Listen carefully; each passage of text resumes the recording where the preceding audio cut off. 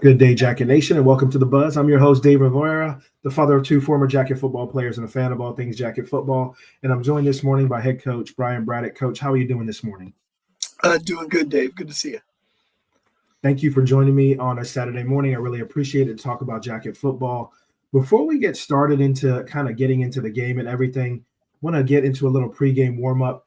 We had an unusual situation again as a result of hurricanes from back a few weeks ago. We had an extra week off before we jumped right into the playoffs. My question to you is, what were some of the events that took place with the extra time off? Do you think the extra time off was a benefit? Did it hurt? And then the last thing I want to touch on, because I know it's such a great tradition, if you could touch a little bit on the burning of the shoes ceremony that took place before the playoff game yesterday. Yeah, sure. The bye week was kind of a nice break. We took advantage of it by practicing on Monday, Tuesday, and Thursday of that week. And, I think the kids were pretty fresh. We had some kids that were banged up coming out of that Mandarin game. Mm-hmm. So it was good for them to get some recovery in. Still not at full strength, but nobody is at this time of year as far as football goes. So it was nice. I know for me personally, it was really nice 2 Fridays in a row because we played on Thursday, the week before, to get to watch my son play basketball. His games are on Friday nights. So that was a lot of fun. And, last weekend, kind of once we found out the opponent on Friday, it wasn't as, just wasn't as tumultuous. Not tumultuous isn't the right word. Wasn't as crazy as the typical weekend because usually it's Friday night. I can't sleep until super late. So, you go to bed at, midnight, 1 a.m. And then Saturday you wake up super early. At least that's kind of just how my body works in the season. And then you're immediately overwhelmed with kind of the things related to the game the night before, evaluating that film and corrections. And then, you got a bunch of work to do for the breakdown of the upcoming opponent. But that bye week really kind of lessened that. So it was a nice respite from kind of that, that typical weekend, pattern. So that was nice. It was really nice. So from that perspective, it was good. And then, leading into this week, every year, the last practice before what can be our last game, which hopefully is a first-round playoff game always. We do burning of the shoes, which was started at St. Augustine by Coach Wiles. So it's just an awesome time of the seniors getting to share with their teammates and coaches. And, it's a really special evening. So, that was always – or that was the highlight of the week and just a great thing to be a part of on Thursday. So it's been a good 2 weeks. And, now we're into the second season. Yes. So, and I just want to touch on one more thing regarding the burning of the shoes. People that aren't familiar with it, I mean, it's such a great ceremony and it has such a, emotional impact on players, right? I'm fortunate enough that I had 2 sons that played under you at St. Augustine High School. One actually was able to go through kind of the ceremony twice, right? One when his brother went through and then one for himself. And to see the impact it still has on him now as a graduate, because he's up in the press box with me when I'm calling games, he's my spotter.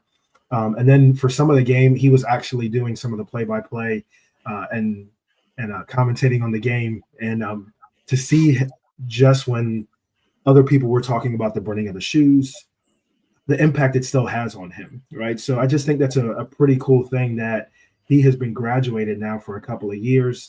And he still talks about the significance of the burning of the shoes and what it means to St. Augustine High School football players. So I just thought it was pretty cool that people are really starting to get on it. And Jacket Nation, if you haven't seen it, there is a great Instagram post that they did. That was actually one of the greatest posts I think I've ever seen on St. Augustine High football. And I guess people had taken just some pictures, small little video kind of at that last practice on Thursday, which I thought was pretty cool. So I just wanted to highlight that. Also, just kind of touching on the pregame before we get into the game. We had to play Colombia, a team which we have played before. It's a team that actually can be very dangerous. Not that every team is not dangerous going into the playoffs, but Colombia seems to have a different level of danger that's tied to them. They always seem to be big, strong, fast, athletic. Um, what were your thoughts when you saw that we were lined up to play Colombia in that first round of the playoffs? Yeah, it's probably never my preference to play a team a second time. I don't just my nature. I don't wouldn't prefer it, but um, I also know that that's irrelevant. Once it was Colombia, it's time to treat this like a first round playoff game against somebody that we really Mhm. haven't played because while there was a little bit of familiarity from the first time, um, they were a reasonably different team. I think when we played them the first time, it was their quarterback's first start. He was injured in preseason, and at this point, he's six starts in, or Mhm. this was his sixth start last night. So they had won three straight games, so they were in a much better place probably than where they were when we played them earlier in the year. And and then also that game was abnormal because it was a Wednesday night, very short week, and the field was a quagmire, and we Yeah, were playing in a monsoon. yeah, So so there was a lot about that game that wasn't going to necessarily carry over. So yeah, just really had to treat them as a fresh opponent, and did go back and look at our game from back in September and just see, what were some how did they react to some of the things we did offensively, and how did they choose to attack us on defense. Um, but really, really, for the most part, treated it like a game against an unknown opponent because again, that game was 6-7 weeks ago. So a lot wow. has changed since then. Yeah, and you mentioned, the monsoon. That could be a great equalizer, or it could end up being a big hindrance to a particular team. And I think we Yeah, saw in that first game how it just quarterback first start, all that weather. You're yeah, almost playing a completely different team, right? So let's go ahead and jump into the first half. Talking about it, St. Augustine got out to a pretty good lead. I know we were only up, I think, 7-0 after the first quarter. Then we ended up scoring 21 in the second quarter. So we had a pretty commanding lead going into halftime. But can you just give us your thoughts on, because sometimes the score is not always indicative of what was going on. There were a few turnovers that were created on both ends, and then it got a little bit more going into the second half, and we'll address that. But what were your feelings on how, and we'll stick with the offense because they did put up 28 points, on how the offense was performing against their defense through that first half? yeah, really well. They've got a they've got a really rugged box on defense. They're down guys, and their linebackers are outstanding. Very talented in there, and nobody's had a ton of success running the ball against them all year. We thought we could do some things in the pass game, and definitely did that, and did some things in the run game as well. So I mean, the first half, outside of the drive that ended with the fumble, um, I thought we played exceptionally well. Obviously we can't give the ball up, down around their 20-yard line or wherever that was. Mm-hmm. Um, but a lot of good things. We were explosive. Had a couple issues early in the game lining up correctly, and that hurt us on the first drive. We were able to overcome it. Um, so that was frustrating, but overall, I mean, a great half. That's a team that over the course of their schedule, um, in their 11 games, they've given up 4 touchdowns on defense 3 times, Mm-hmm. twice to us and once to Bulls. Um, so for us to go out and put 4 touchdowns up on the board, and probably squandered another scoring opportunity when we fumbled. I thought was a terrific half. Yeah, and another thing I wanted to bring up because CJ didn't play, Carl Jenkins didn't play, but you really couldn't tell much of the difference because we are so deep at receiver. And I do want to point out one guy who actually really had a pretty good game overall, but his performance in the first half, Samarian Wingo, he really actually had a really good first half. Can you comment a little bit on maybe some of the adjustments that you felt you did offensively to accommodate or deal with CJ not playing? Yeah, I mean, Samorian's an elite player. He's a gifted player. He's one of the best receivers in Florida.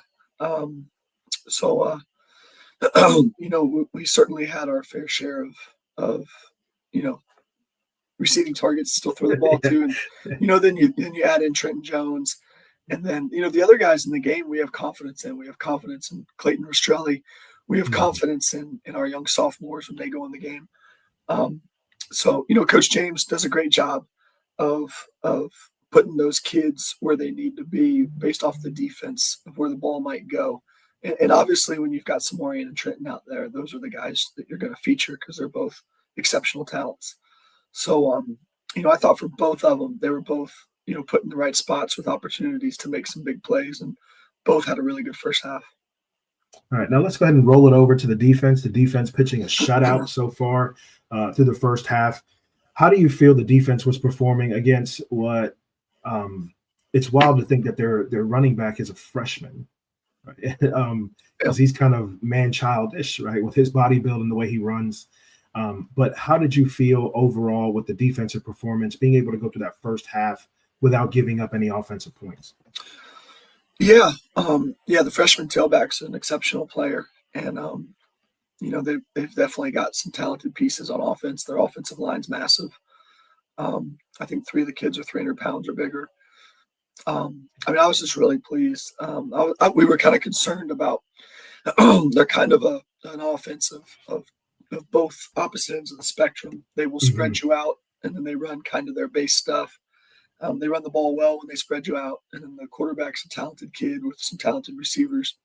And then they bring in the 2 humongous tight ends, and then they'll try to grind on you, and then max protect and throw one-man routes. It's kind of the 2 approaches they take. So, I thought we did a really, really nice job. Our kids in the secondary and on the second level of the defense, I thought really played exceptionally well. And I thought up on the defensive line, we did enough to, control the game for the most part against a much bigger offensive front. There's a few things here and there that in the first half would like to have done better. But, all in all, I thought it was a great half. I think their first 4 possessions were 3 and outs. So that enabled us to start fast and build a nice lead early on and make it tough on them. I think in the first half, they basically pretty much had the one play, the one long run, where credit to them, they ran a good scheme, got us outnumbered, and we didn't quite take the blocks on exactly how we needed to play the play. And tailback's exceptional. He's going to be a great player. Already is a really good player. But I think what was cool about that long run is our sophomore corner, Makari Spencer, just gave great effort and ran the kid down. Yeah, that was a great job hawking him down. Yeah, which as turned out, as it ends up, that's why we're able to hold him out of the end zone. So, for us, and obviously it happened again later in the game, but for us to then on the goal line, down inside the 10, get a stop was tremendous. And not only that, I think we got that stop, and then our offense went 90 yards and scored. So I think that was really just tough on the opponent. If they score there, I think it would have made it 21-7 if they score. I think at that point we would have been 21-0. Yeah. So they don't, and we stop them, and then we drive the ball all the way down and make it 28-0. So that was a big deal. Now, so let's talk about going into halftime. The team comes in, has a good lead, 28-0. What is the tone in the locker room? If you could just give us a general sense of how the players seem to be feeling at that point, from your perspective as the head coach. Yeah, it's our kids are they're not funny. So funny is not the right word, but they're a little different. This team's a little different.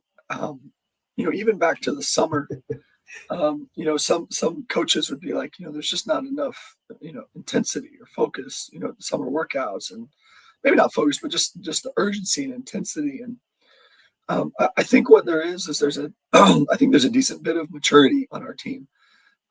We have 29 seniors. We have kids who've played in a lot of football games. So I don't know that their kind of even-keeled nature is always indicative of their readiness to play. I think that's just their personality. It's just kind of the personality of the senior class.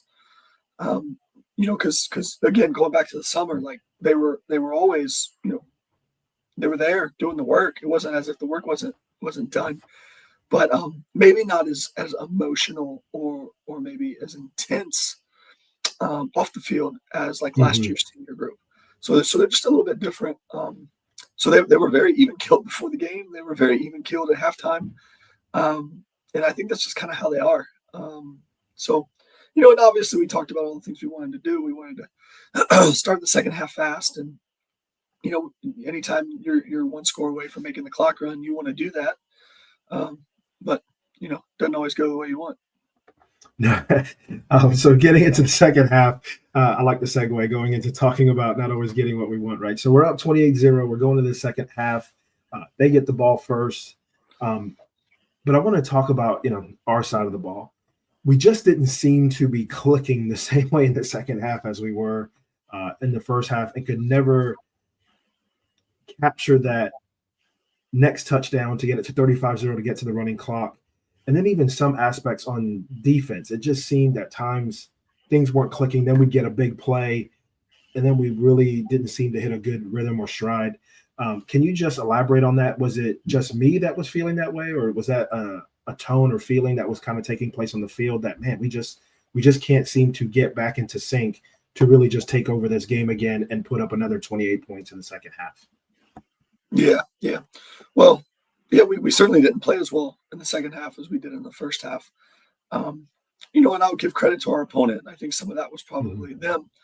Um, but you know, just a lot of lessons to continually learn. We talked about at halftime. Don't believe that in the second half that we can't like we're still getting better. Like everybody here's a high schooler, everybody here's a teenager. We're not in the NFL, so a it's not going to always go the way we want. It doesn't on Sundays. And B, like we need to get better through the course of this second half. Um, I don't know that our play showed that for sure, but I definitely hope that we take some of the things that happened in the second half, and as we move forward, you know, learn from those things and improve some of the things that went wrong. We had some situations defensively where we had opportunities to get the quarterback on the ground in the backfield, and we didn't. And he's a good athlete. He's a big, strong kid and a Mhm. good athlete. Um, and I still thought we played at a reasonably high level. They kind of committed to keeping those two huge tight ends in the game and trying to generate offense with them. And you know that kind of it was what it was. And we had a couple calls specifically that we wanted to run against that look when they did that. And probably if needed to adjust to a greater diversity of things that we could present to that look. Um, but again, I mean, they scored 0 points and really didn't threaten until the very end of the game. The very end of the game, yeah. Yeah. So, Um, and I think probably the most disappointing thing was we got the immediate stop to start the second half, and then we gave them the ball right back. And that was our yeah. chance. Let's just go end this thing. Let's go punch this in and end it. So, but lessons learned. Then later in the half, we whiff on a block, and we're getting hit right in the stomach as we throw a pass and don't throw a good ball, and we can't duck our head and whiff up front, and we can't throw interceptions. So Mhm. um, just things that weren't crisp and weren't good. But you know what? They have a really good defensive tackle who made us whiff and hit us in the stomach, and they have a really good kid in the secondary that made the interception. So you know, again, you know, we have to improve and continue to get better. But it was oddly similar to the first game. The first game it's 27-0 at halftime. Mhm. And the conversation is okay. Let's go score. We're going to go for two to make it 35 and run the clock. And as we know, in the first game, that never happened. That never So, happened, yeah. I'm grateful that we've had a first half in those two games. So I did want to touch on something, just to for those that maybe couldn't have watched the game. It wasn't due to a lack of effort, right? Those guys, like you could see, our guys were giving everything they had every play. And then you mentioned, I think it was Samarian that hawked down the running back in the second half to prevent a score. Daryl Jenkins. Was it Daryl Jenkins? Okay, so Yeah. Diesel then tracked him down, which, coming from the opposite side of the field in the direction that the tailback is going, Diesel, that was a lot of ground that he covered and hawked him down. So it wasn't from a lack of effort, because he really saved that saved that touchdown and then kept the shutout intact. And then the defense held strong again when they were in the red zone to keep them from scoring again in the second half, which I thought was huge, because I felt that was the moment that really made Columbia feel, oh man, we almost have no chance now at doing anything against these guys, because we've done this twice and couldn't punch it in again. So for sure, yeah, and it was. I mean, it's really gratifying for the kids on defense to get a shutout. It's hard to get a shutout, so I was happy for them. Who knows? I mean, if we score and the clock starts running in the third quarter, we probably mass sub, which that would be the priority over the shutout. We would mass sub to let these kids who work so hard get on the field. Mm-hmm. But, probably what preserved the shutout was that, we never got the clock running and we didn't do that. So, it's, again, we got to get better from the second half. We got to improve, hopefully we got all of our turnovers out of our system last night for the playoffs. And, yeah, that was unusual to see, because it was a few interceptions, I think a couple of fumbles. But we also then created opportunities where we had we caused some fumbles on their end. We had some stops really from 3 and out several times, which are just as good at times as turnovers. They really didn't go anywhere, didn't do anything. So overall, Coach, how would you feel a first round playoff performance on both sides of the ball, and even from the coaching staff's preparation of the players? Overall, how do you feel coming out? Because the only reason I ask this is, I'm up in the press box, leaving the game afterwards, to hear some people, I guess they thought we were going to win 95-0 or something. Just listening to the way some people were talking, they almost sounded like we lost the game, right? We won 28-0. But how did you feel overall with our performance? I know you talked about some improvement areas, but overall, how did you feel? Yeah, how did you and the coaches feel with the way things went yesterday? Yeah, I mean, the great. Certainly, like I said, the second half was not probably the best we could play. But correct me if I'm wrong, but I think if we look at the 11 games that Columbia's played, including a defending 15-0 Georgia State champion, 2 other teams who won playoff games last night, one of the toughest schedules in our classification, nobody else beat them 28-0. So, I've told our kids all year, when you have a lot of success, there's going to be people who don't know what you're putting into it to create that success, that have a lot of opinions about it, and that's really irrelevant. That's why our word this year was one, and we're one unit, and we're worried about ourselves and what we do. So, if I'm proud of our kids, and they for dang sure better be proud about a 4-score playoff victory. I can tell you that much. No, I definitely agree with you there, Coach. And another kind of note that you mentioned, when you look at how well Columbia's defense was throughout the season, their defense didn't give up points. Their defense actually didn't give up a lot of yards in general, didn't give up a lot of touchdowns, actually created turnovers. And we did something, I think, special both times, right? In the monsoon game and even in the playoff game, when you actually stop for a second and look. And I think we are at points sometimes a victim of our own success. When people see sometimes how easy these kids make it, when you see guys like, our quarterback, even our running back in Trendale, and the other individuals at the tailback position and our receivers, sometimes they just make it look so easy that I think people think it's just going to be that way every single time. So, yeah, that's I've told our kids, because early in the season, there were times where things were not easy for us and maybe not as smooth. And, same thing I told our kids is really I think the understanding everybody should have is that none of us are entitled to easy. That easy came with hours and hours and hours of work starting last January. That easy came with hours and hours and hours of work in the summer, and a commitment level that few teenagers are willing to give to something. So when we don't get the easy, we understand we're not entitled to it, and when we do get the easy, it's a blessing. Mm-hmm. I'm exceptionally proud of our kids. And I know, I mean, our kids, especially on offense, were not happy with how they played in the second half. And I felt it was my obligation last night to remind them, like, guys, you don't owe anybody an apology. We just won a playoff game, 28-0. And again, I'm a broken record. Nobody else has beaten that team 28-0. So again, we're our biggest critics, the coaches and the kids, of course.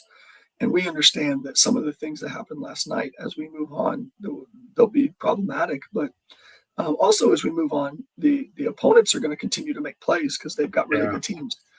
And, that's what's fun about it. So, it's awesome. It's awesome to have a lot of people who really care. So we're super grateful for that. And these are conversations I have with the kids, the people who support you, that have high expectations of you, it's a lot better than the opposite.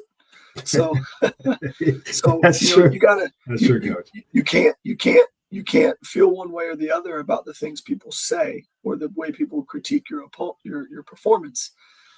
You can't, but be grateful for the fact that they expect really great things from you, because the other side of that's not a lot of fun. No, it's not. But you did mention something. As we go through the playoffs, the teams will get better and better, and they will have guys that'll make plays. So let's go ahead and jump into the post-game huddle. We are playing Ed White, right? So if you can just give your assessment of what you think this game is going to be like on their side of the ball, and maybe what because some people may not be familiar with Ed White. They may be going, who is this team? What are your thoughts initially on playing Ed White, and what are some of the things that you feel you could expect from that team?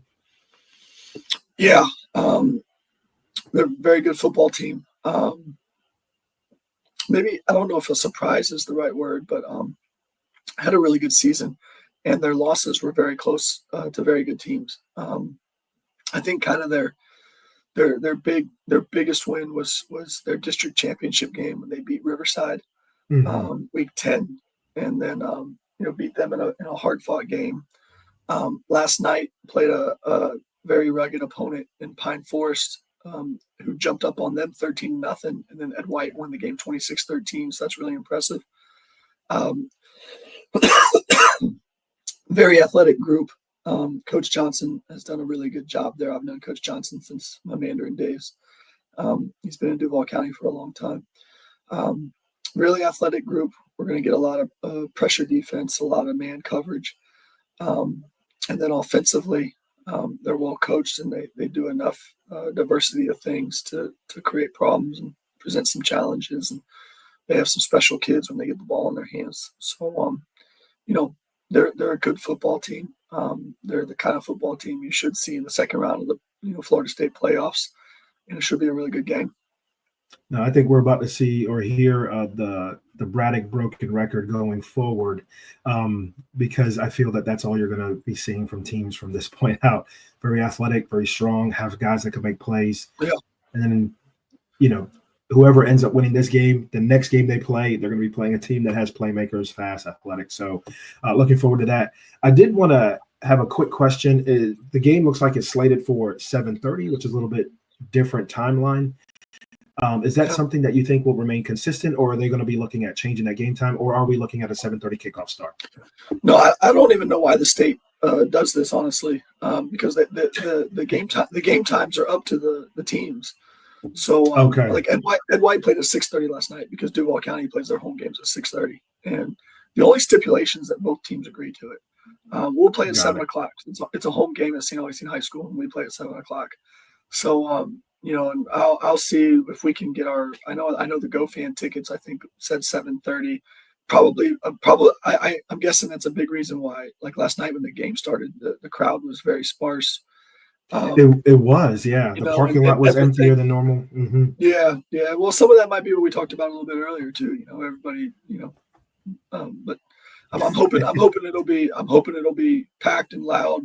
Early. Like let's get there early and really get behind these kids. I know I'll be telling my students in class to get their butts there early. Maybe I'll give them some extra credit. Yeah. But so But no, we play at 7:00. So unless we have an opponent, last year Dunbar was one of those opponents who wanted to be stubborn. They said no, we want to play at 7:30. So the state sets a time of 7:30 for the playoffs. But if the two teams agree, we can play at 2 p.m. if we wanted to. So we'll play at 7:00 on Friday night, and as long as we can host games, that's our preference, is to play at 7. All right. Thank you for your time today, Coach. I really appreciate you and joining me for another episode of The Buzz. Once again, I'm your host, Dave Rivera, the father of 2 former Jacket football players and a fan of all things Jacket football. Coach, congratulations on your first-round playoff victory. Really appreciate that. And again, thank you for joining me on the episode of The Buzz. Any last words you would like to share with the Jacket Nation? No, just really excited to be moving on. Grateful for another week with this awesome group of kids. We're going to do everything we can to try to be in the same spot next Saturday morning where we get another week. Like I said, I hope people come out and support. I hope they're there early and they're there loud. And there's no margin for error at this point. We're playing teams that are all fully capable of beating us and are very good teams. So that's the way it's supposed to be. That's what makes it fun. So hope we have a big rowdy crowd on Friday night, and we'll be excited to play. No, thank you for that, Coach. I hope you have a good rest of your day. Have a great weekend, Jacket Nation. I hope you have a great weekend as well. Thanks, Dave.